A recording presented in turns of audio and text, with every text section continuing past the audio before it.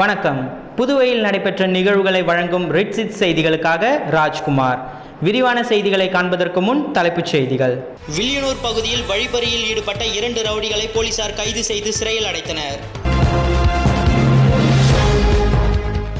ஓட்டுக்கு பணம் கொடுத்து வெற்றி பெற்றவர் முன்னாள் முதலமைச்சர் நாராயணசாமி. அதிமுக செயலாளர் விமர்சனம். புதுச்சேரியில் கல்லறை திருநாளை முன்னிட்டு கிறிஸ்துவர்கள் முன்னோர்களின் நினைவிடங்களில் பிரார்த்தனை. இனி விரிவான செய்திகள். வில்லியனூர் கோட்டைமேடு மற்றும் வில்லியனூர் ரயில்வே கேட் அருகே வழிப்பறியில் ஈடுபட்ட 2 ரவுடிகளை வில்லியனூர் போலீசார் கைது செய்து சிறையில் அடைத்தனர். புதுச்சேரி வில்லியனூர் காவல் நிலையத்திற்குட்பட்ட பகுதிகளில் வில்லியனூர் காவல் நிலைய காவலர்கள் மற்றும் குற்றப்பிரிவு காவலர்கள் இரவு நேரத்தில் தீவிர ரோந்து பணியில் ஈடுபட்ட போது கனவாப்பேட்டை பகுதியைச் சேர்ந்த ரவுடி நூடிஷ் கோட்டைமேடு பகுதியில் வழிப்பறியில் ஈடுபடுவதற்காக கத்தி மற்றும் பயங்கர ஆயுதங்களுடன் சுற்றித் திரிந்த போது ரோந்து பணியில் ஈடுபட்ட காவல்துறையினர் மடக்கி பிடித்து காவல் நிலையம் அழைத்து வந்து விசாரணை மேற்கொண்டனர்.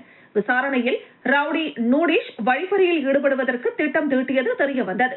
மேலும் ரவுடி நூடிஷ் மீது திருட்டு, கொள்ளை போன்ற பல்வேறு வழக்குகள் நிலுவையில் உள்ளது தெரியவந்தது.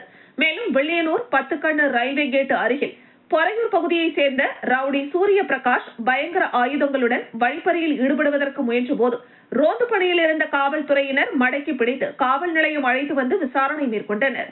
மேலும் சூரிய பிரகாஷ் மீது இரட்டை கொலை வழக்கு, கொலை, கொள்ளை, வழிப்பறி போன்ற பல்வேறு வழக்குகள் நிலுவையில் உள்ளதாகவும் காவல்துறை அதிகாரிகள் தெரிவித்தனர். மேலும் கைது செய்யப்பட்ட 2 ரவுடிகள் மீதும் சட்டம் ஒழுங்கு மேற்கு காவல் கண்காணிப்பாளர் சுப்பிரமணியன் உத்தரவின் அடிப்படையில் வில்லியனூர் வட்ட ஆய்வாளர் கலைச்செல்வன் மேற்பார்வையில் உதவி ஆய்வாளர் திருமுருகன் கைது செய்யப்பட்ட 2 ரவுடிகள் மீது வழக்கு பதிவு செய்து நீதிபதி முன்னிலையில் ஆஜர்படுத்தி சிறையில் அடைத்தனர். புதுச்சேரி அரசு கல்லூரிகளில் 15 ஆண்டுகளாக பணிபுரியும் துணை பேராசிரியர்களுக்கு உடனடியாக பதவி உயர்வு வழங்கிட வேண்டும் என வலியுறுத்தி பேராசிரியர்கள் உண்ணாவிரத போராட்டத்தில் ஈடுபட்டனர். புதுவை அரசு கல்லூரிகளில் 15 ஆண்டுகளாக பணிபுரியும் துணை பேராசிரியர்களுக்கு பதவி உயர்வு வழங்காததை கண்டித்து கல்லூரி பேராசிரியர்கள் பலகட்ட போராட்டங்களை நடத்தி வருகின்றனர். மேலும் நீதிமன்றத்தில் வழக்கு தொடர்ந்தும் புதுவை அரசு கல்லூரி பேராசிரியர்களின் கோரிக்கையை இதுவரை அரசு நிறைவேற்றவில்லை. இந்த நிலையில் இனியும் புதுச்சேரி அரசு காலம் தாழ்த்தாமல் கல்லூரி துணை பேராசிரியர்களுக்கு பதவி உயர்வு வழங்கிட வேண்டும் என வலியுறுத்தி புதுச்சேரி சட்டப்பேரவை அருகே பேராசிரியர்கள் உண்ணாவிரத போராட்டத்தில் ஈடுபட்டனர். புதுவை அரசு கல்லூரி பேராசிரியர்கள் ஒருங்கிணைப்பாளர் பாலமுருகன் தலைமையில் நடைபெற்ற உண்ணாவிரத போராட்டத்தில் புதுச்சேரி, காரைக்கால், மாஹே, ஏனாம் பிராந்தியங்களில் இருந்து 200க்கும் மேற்பட்ட துணை பேராசிரியர்கள் கலந்து கொண்டு கோரிக்கைகளை வலியுறுத்தி கண்டன கோஷங்களை எழுப்பினர்.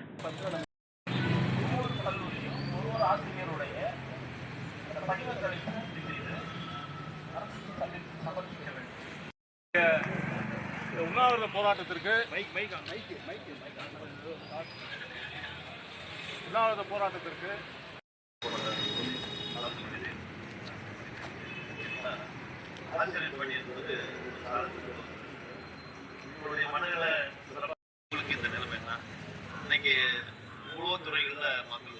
யூனியன் பிரதேசங்களின் உதய நாள் விழா கவர்னர் மாளிகையில் நடைபெற்றது.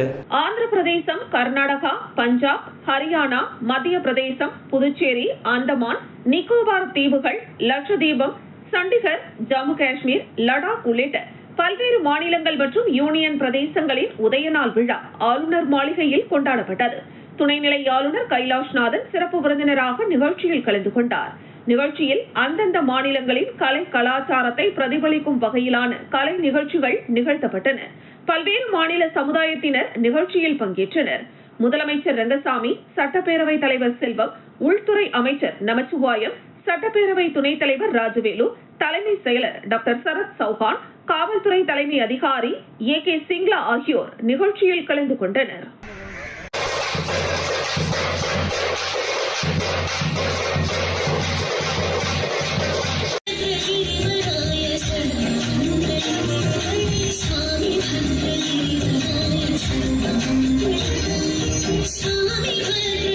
That was a bliss watching you all. Once again, sincere thanks.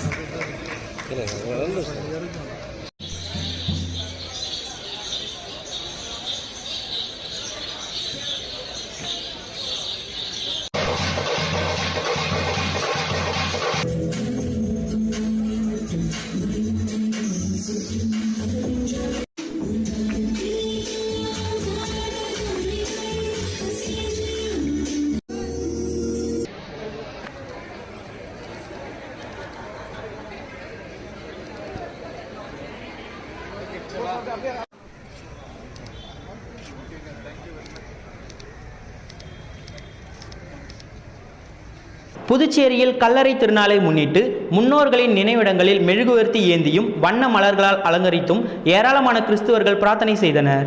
கல்லறை திருநாள் என்பது கிறிஸ்துவ நம்பிக்கையில் மரணம் என்பது முடிவல்ல என்பதை நினைவூட்டும் ஒரு நாளாகும். மேலும் ஆன்மாவை நினைவுபடுத்துவதன் முக்கியத்துவத்தையும் உணர்த்தும் நாள்தான் கல்லறை திருநாளாக அனுசரிக்கப்படுகிறது. ஆண்டுதோறும் நவம்பர் 2ஆம் தேதி அனுசரிக்கப்படும் கல்லறை திருநாளில் இறந்தவர்களை நினைவு கூர்ந்து அவர்களின் ஆன்மாக்களுக்காக பிரார்த்தனை செய்வது வழக்கம். இந்த நாளில் மக்கள் கல்லறைகளுக்கு சென்று மலர்கள், முன்னோர்களின் நினைவிடங்களை மலர்களால் அலங்கரித்து மெழுகுவர்த்திகள் மற்றும் வாசனை திரவியங்களுடன் வழிபாடு நடத்துவார்கள். அதன்படி இன்று கடைபிடிக்கப்பட்ட கல்லறை திருநாளை முன்னிட்டு உப்பளம் பகுதியில் உள்ள கல்லறைகளில் தனது முன்னோர்கள் நினைவிடங்களை சுத்தம் செய்து கிறிஸ்தவர்கள் வாசனை திரவியங்களுடன் வண்ண மலர்களால் அலங்கரித்து மெழுகுவர்த்தி ஏந்தி மனமுருகி பிரார்த்தனை செய்தனர்.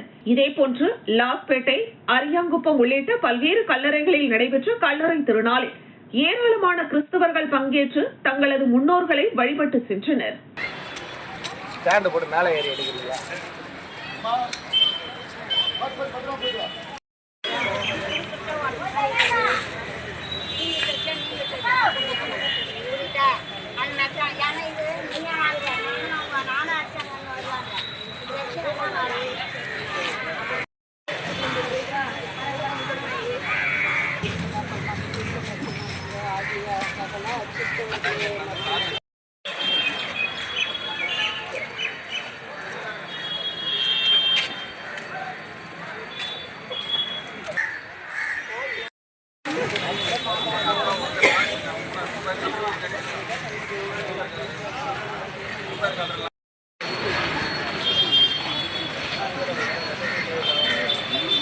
ஓட்டுக்கு பணம் கொடுத்து வெற்றி பெற்ற முன்னாள் முதலமைச்சர் நாராயணசாமியும் மற்றும் திமுக மாநில அமைப்பாளர் சிவாவும் இலவசத்தை பற்றி பேச எந்த தகுதியும் இல்லை என்று அதிமுக மாநில செயலாளர் அன்பழகன் விமர்சனம் செய்துள்ளார். புதுச்சேரி அதிமுக அலுவலகத்தில் செய்தியாளர்களை சந்தித்த மாநில செயலாளர் அன்பழகன், வாக்காளர் பட்டியல் சிறப்பு திருத்த பணியை அதிமுக ஏற்கனவே ஆதரித்துள்ள நிலையில் வழக்கமாக தமிழக முதலமைச்சர் தவறான பொய்யான கருத்துக்களை தெரிவித்து வருகிறார் என குற்றம் சாட்டினார்.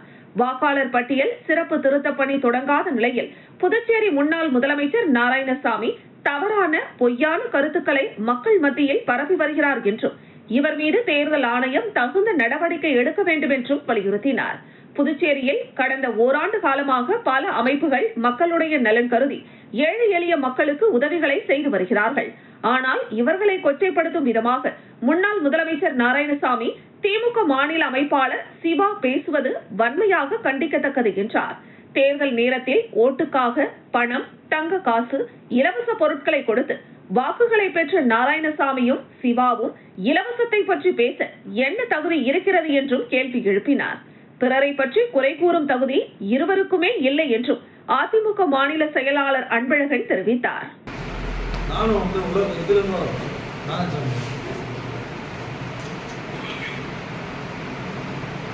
உலக அளவில் இந்தியா ஒரு மிகப்பெரிய ஜனநாயக நாடாக இருக்கிறது. தேர்தல் ஆணையத்தினுடைய தமிழகத்தில் உள்ள அரசியல் கட்சிகளுக்கு கொள்கையும் இல்லை, கோட்பாடும் இல்லை. தேர்தல் நேரத்தில் எவ்வளவு சீட்டு, எவ்வளவு நோட்டு என்ற அடிப்படையிலேயே பேரம் பேசிக்கொண்டு கூட்டணி வைப்பதாக காளியம்மாள் கடுமையாக விமர்சித்துள்ளார்.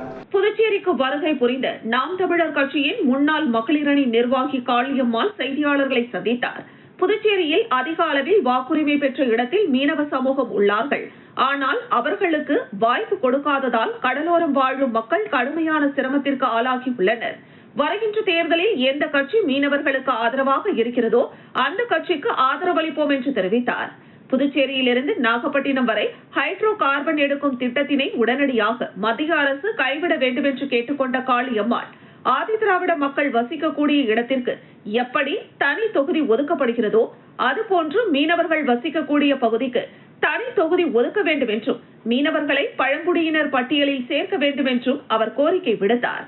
மக்கள் பிரச்சனைகளை பற்றி கவலைப்படாத ஒரு ஆட்சி தமிழகத்தில் நடைபெற்று வருவதாகவும் வரும் 2026ஆம் ஆண்டு தேர்தலில் நிச்சயம் போட்டியிடுவேன் என்றும் அது அரசியல் கட்சி சார்பிலா அல்லது இயக்கத்தின் சார்பிலா என்பது விரைவில் தெரியவரும் என்றார். தொடர்ந்து பேசிய அவர், சீமான் வைகோ சந்திப்பு யதார்த்தமான சந்திப்பு தானே தவிர அதில் தவறு ஏதும் இல்லை என்றார். வாக்காளர்களுக்கு உரிய விழிப்புணர்வு ஏற்படுத்தாமல் வாக்காளர் பட்டியல் சிறப்பு திருத்தம் என்பது எதன் அடிப்படையில் தேர்தல் ஆணையம் மேற்கொள்கிறது என்பது தெரியவில்லை என்றார்.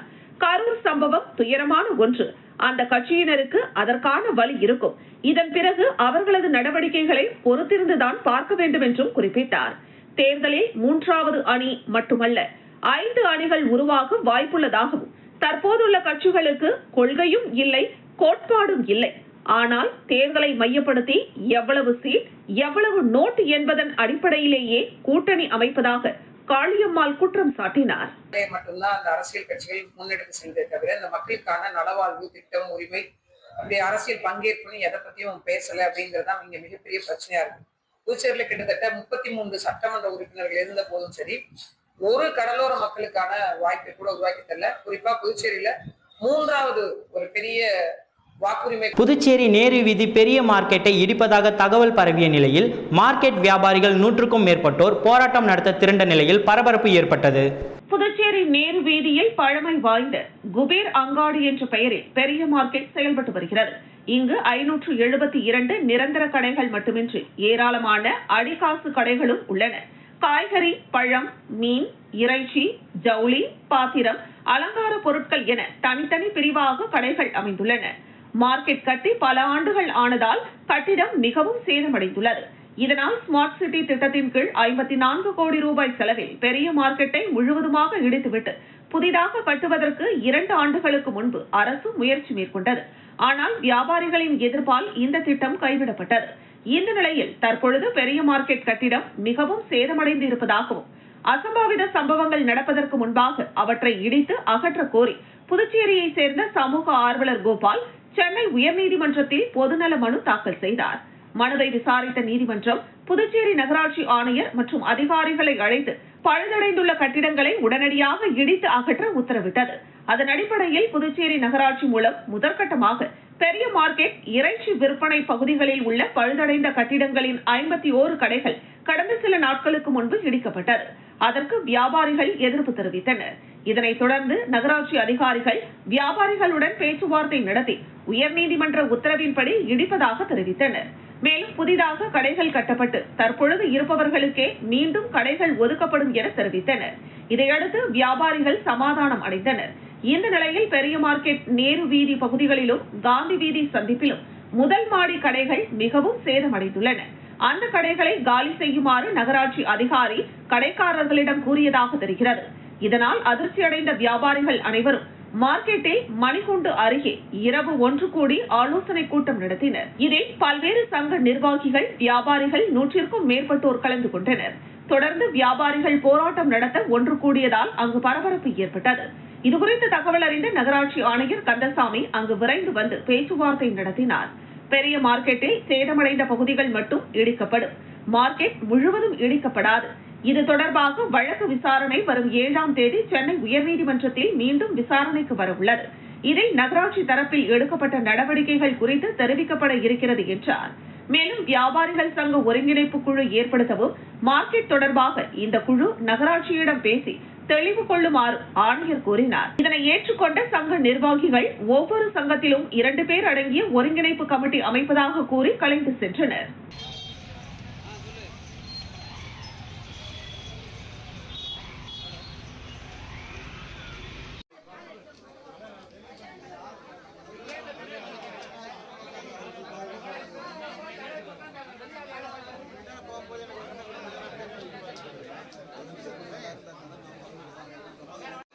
புதுச்சேரியில் RLV மக்கள் முன்னேற்றக் கழகம் உதயம் கட்சி பெயர் கொடியை அறிமுகம் செய்து வைத்தார் நிறுவன தலைவர் வெங்கட்ராமன். புதுச்சேரி மக்கள் முன்னேற்ற கழகத்தின் முன்னாள் சேர்மன் RL வெங்கட்ராமன் RLV மக்கள் முன்னேற்ற கழகம் என்ற புதிய கட்சியை தொடங்கியதுடன் கொடியையும் அறிமுகம் செய்து வைத்தார். பின்னர் அவரது இல்லத்தில் செய்தியாளர்களை சந்தித்த வெங்கட்ராமன், புதுச்சேரி அரசியலில் தற்பொழுது ஒரு அசாதாரண சூழல் ஏற்பட்டுள்ளது. இந்தியா விடுதலை பெற்று 71ஆம் ஆண்டில் நாம் அடியெடுத்து வைக்கும் இந்த நேரத்தில் கூட புதுவையில் இதுவரை ஆட்சி செய்த கொள்ளையர்களிடமிருந்து மக்கள் விடுதலை பெற வேண்டிய சூழ்நிலை உருவாகியுள்ளது. புதுச்சேரியை ஆளக்கூடிய ஆட்சியில் அனைத்து துறைகளிலும் ஊழல் முறைகேடுகள் நடைபெற்றுள்ளன. எனவே புதுச்சேரி அரசின் மீது சிபிஐ விசாரணைக்கு உத்தரவிட வேண்டும் என்று கேட்டுக்கொண்டார். புதுச்சேரி வளர்ச்சி 22 ஆண்டுகளுக்கு பின்னுக்கு தள்ளப்பட்டுள்ளது.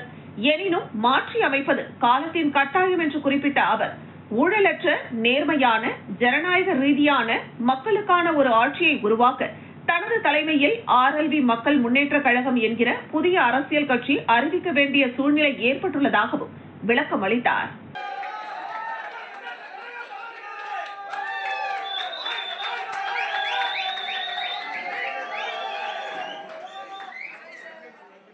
நடுமத்தில் இருக்கக்கூடிய சிகப்பு மங்களகரமாக பயன்படுத்தக்கூடியது. அது நடுமத்தில் இருக்கிற பச்சை ரெண்டு இருக்க பச்சை இருக்கு இல்லைங்களா, அது விவசாயத்தை ஆதரிக்கிறோம். விவசாயம் தான் 75% நம்ம இந்தியாவில் விவசாயத்தை சார்ந்த நாடு தான். இன்னைக்கு புதுச்சேரி மாநிலத்தை பொறுத்த வரைக்கும் எடுத்துக்கிட்டீங்கன்னாக்கா ஒரு அசாதாரண சூழ்நிலை ஏற்பட்டிருக்குது. ஏறக்குறைய நம்ம விடுதலை பெற்று 71வது ஆண்டில் அடி எடுத்து வைக்கிறோம். ஆனா இந்த 70 ஆண்டுகளாக ஆட்சி செய்த எவ்வளோ கட்சி செஞ்சிருக்குது. எந்த கட்சியும் சரி மக்களுக்கான ஒரு கட்சியா இது வரைக்கும் இருந்ததே கிடையாது. ஒவ்வொரு பாகூர் அகரம் ஸ்காலர்ஸ் அகாடமி பள்ளியில் அறிவியல் கண்காட்சி வெகு சிறப்பான முறையில் நடைபெற்றது. புதுச்சேரி மாநிலம் பாகூர் கொம்யூன் குடியிருப்பு பாளையம் பகுதியில் இயங்கி வரும் அகரம் ஸ்காலர்ஸ் அகாடமி பள்ளியில் அறிவியல் மற்றும் கலை கண்காட்சி சிறப்பாக நடைபெற்றது. விழாவில் பள்ளி தாளாளர் உமா மகேஸ்வரி தலைமை தாங்கினார். அறிவியல் ஆசிரியை விஜயலட்சுமி அனைவரையும் வரவேற்றார். சேலியமேடு திருக்குறள் தமிழ் மறை கழக தலைவர், பணி நிறைவு பெற்ற விரிவுரையாளர் மன்றவாணன் என்று அழைக்கும் சபாபதி சிறப்பு விருந்தினராக கலந்து கொண்டு நடுநிலைப்பள்ளி மாணவர்களின் அறிவியல் மற்றும் கலை கண்காட்சியுடன் சேலியமேடு பணி நிறைவு பெற்ற பொதுப்பணித்துறை பணி ஆய்வாளர் வரதராசு மற்றும் சேலியமேடு கிளை அஞ்சலகத்தின் தலைவர் அருளரசி ஆகியோர் சிறப்பு விருந்தினர்களாக கலந்து கொண்டு தொடக்க நிலை பள்ளி மாணவர்களின் அறிவியல் மற்றும் கலை கண்காட்சியையும் ரிப்பன் வெட்டி துவக்கி வைத்து மாணவர்களின் அறிவியல், கணிதம் மற்றும் கலை படைப்புகளை வியப்புடன் கண்டு பாராட்டினர். தொடர்ந்து அறிவியல் ஆசிரியர் செந்தில் முருகன், கணித ஆசிரியர் பெருமாள் ஆகியோர் நடுவர்களாக இருந்து மாணவர்கள் மழைநீர் சேகரிப்பு, சுற்றுச்சூழல் மாசுபாடு, மனித உறுப்பு மண்டலங்கள், தண்ணீர் சுத்திகரிப்பு, சொட்டு நீர் பாசனம், இயற்கை வேளாண்மை, உலக வெப்பமயமாக்குதல், சூறாவளி, சந்திராயன் விண்கலம், ரோபோ, கோணத்தின் வகைகள், வட்டத்தின் பாகங்கள், மேலும் பல தலைப்புகளில் காட்சிப்படுத்தப்பட்டிருந்த படைப்புகளை மதிப்பீடு செய்து ஒவ்வொரு நிலையிலும் முதல் 3 பரிசுகளை பெற்ற மாணவர்களை தேர்ந்தெடுத்தனர். கண்காட்சியினை மாணவர்கள் மற்றும் பெற்றோர்கள் மேலும் பொதுமக்கள் சுமார் 300க்கும் மேற்பட்டோர் கலந்து கொண்டு மாணவிகளின் அறிவியல், கணிதம் மற்றும் கலை திறனை வியந்து பாராட்டினர். பள்ளி ஆசிரியை இலக்கியா நிகழ்ச்சியை தொகுத்து வழங்கினார். இறுதியாக ஆசிரியை சங்கீதா நன்றி கூறினார். நிகழ்ச்சிக்கான ஏற்பாடுகளை பள்ளி ஆசிரியர்கள் ரகுணா, ராதிகா, பார்கவி, ராஜேஸ்வரி, நித்யலட்சுமி, ராஜேஷ்குமார், நந்திதா மற்றும் பள்ளி ஊழியர்கள் குமாரி, கலைவாணி மற்றும் மாணவர்கள் செய்திருந்தனர்.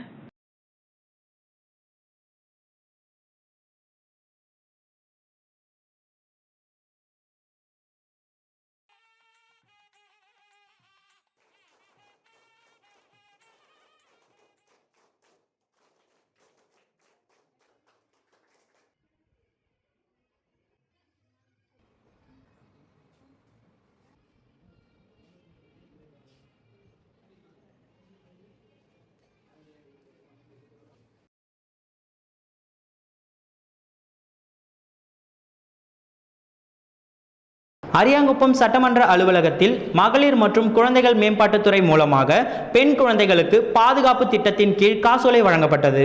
புதுச்சேரி மாநிலம் அரியாங்குப்பம் சட்டமன்ற தொகுதிக்குட்பட்ட பகுதிகளில் வசிக்கின்ற பெண் குழந்தைகளுக்கான புதுச்சேரி அரசு மகளிர் மற்றும் குழந்தைகள் மேம்பாட்டுத்துறையின் மூலம் குடும்ப கட்டுப்பாடு திட்டத்தின் கீழ் வழங்கப்படும் ஒரு பெண் குழந்தைக்கு 15,000 ரூபாய் வீதம், 2 பெண் குழந்தைகளுக்கு 30,000 ரூபாய் என்று தலா 11 நபர்களுக்கும் மற்றும் முதலமைச்சரின் பெண் குழந்தைகள் பாதுகாப்பு திட்டத்தின் கீழ் 50,000 ரூபாய் என்று தலா 17 நபர்களுக்கும் அரியாங்குப்பம் சட்டமன்ற உறுப்பினர் அலுவலகத்தில் அதற்கான அரசாணையை சட்டமன்ற உறுப்பினர் பாஸ்கர் என்கிற தட்சிணாமூர்த்தி குழந்தைகளின் பெற்றோர்களிடம் வழங்கினார். இந்த நிகழ்ச்சியில் கட்சி பிரமுகர்கள், ஊர் முக்கியஸ்தர்கள் பலரும் கலந்து கொண்டனர். சட்டமன்ற உறுப்பினர் பாஸ்கர் என்கிற தட்சிணாமூர்த்தி பேசுகையில், தற்பொழுது முதலமைச்சர் ரங்கசாமி பல திட்டங்களை பொதுமக்களுக்காக செயல்படுத்தி வருகிறார். மேலும் பெண் குழந்தைகளின் பாதுகாப்பிற்காக மகளிர் மற்றும் குழந்தைகள் மேம்பாட்டுத் துறை மூலம் இந்த திட்டத்தை செயல்படுத்தி வருகிறார்.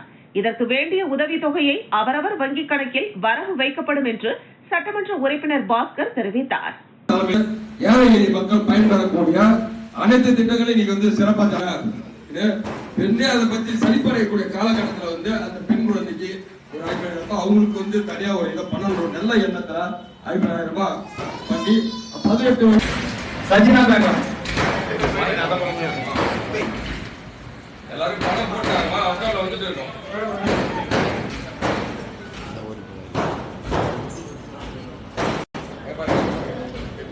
புதுச்சேரி மக்கள் முன்னேற்றக் கழகத்தின் 3ஆம் ஆண்டு துவக்க விழா கட்சி தலைவர் பேராசிரியர் ராமதாஸ் தலைமையில் நடைபெற்றது. புதுச்சேரி மக்கள் முன்னேற்றக் கழகத்தின் 3ஆம் ஆண்டு விழா தனியார் உணவகத்தில் நடைபெற்றது. இதில் மக்கள் முன்னேற்றக் கழகத்தின் தலைவர் பேராசிரியர் ராமதாஸ் தலைமை தாங்க பொதுச் செயலாளர் ராஜன் முன்னிலை வகித்தார். தொடர்ந்து நமது மக்கள் கழகம் கட்சியின் நிறுவன தலைவர் சட்டமன்ற உறுப்பினர் நேரு சிறப்பு விருந்தினராக கலந்து கொண்டு சிறப்புரையாற்றினார். இந்த கூட்டத்தில் புதுச்சேரி விடுதலையின் 71ஆம் ஆண்டு விழா மற்றும் கட்சியின் சார்பில் முன்னெடுக்க வேண்டிய கொள்கைகள் குறித்து விரிவாக உரையாற்றினார். இந்த நிகழ்ச்சியில் பாட்டு மன்றம், பட்டிமன்றம், நடனம் உள்ளிட்ட பல்வேறு கலை நிகழ்ச்சிகளும் பேச்சு போட்டிகளும் நடைபெற்றது. இதில் புதுச்சேரி மக்கள் முன்னேற்ற கழகத்தை சார்ந்த ஏராளமான நிர்வாகிகள், சமூக ஆர்வலர்கள், பொதுமக்கள் என அனைவரும் திரளாக கலந்து கொண்டனர்.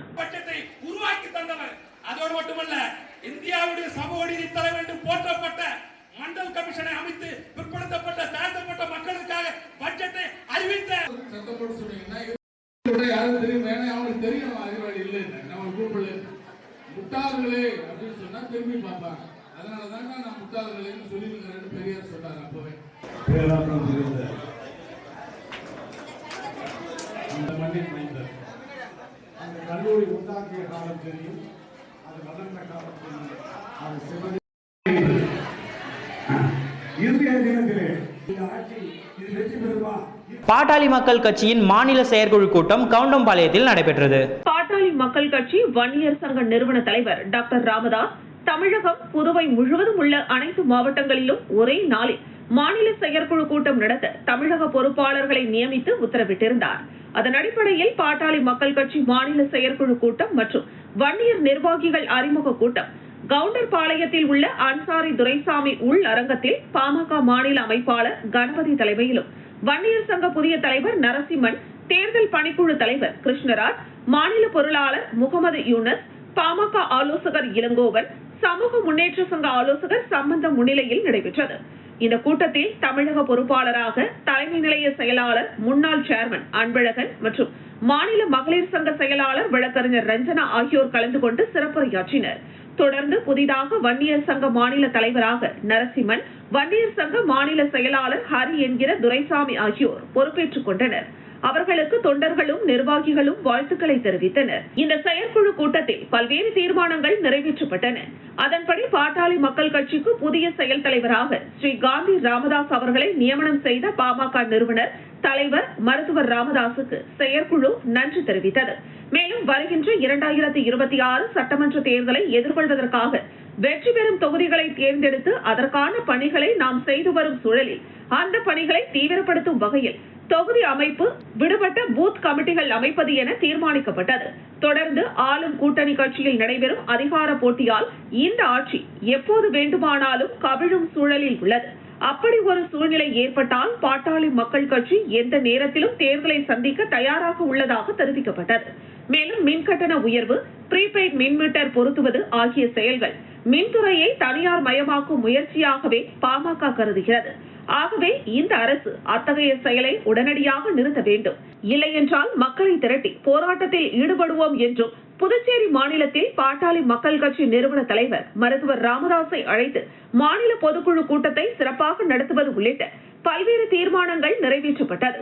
மகளிர் சங்க செயலாளர் மற்றும் பொறுப்பாளர்கள் உங்கள் அனைவருக்கும் வந்திருக்கின்ற மாநில பொதுச் செயலாளர் திரு முரளிசங்கர் அவர்களுக்கும், மாநில மாவட்ட ஒன்றிய பேரூர் நகர பொறுப்பாளர்கள் அனைவருக்கும், அதோட வாட்பாதர் யாருன்னு பார்த்தீங்கன்னா நம்ம ஐயா மட்டும்தான்.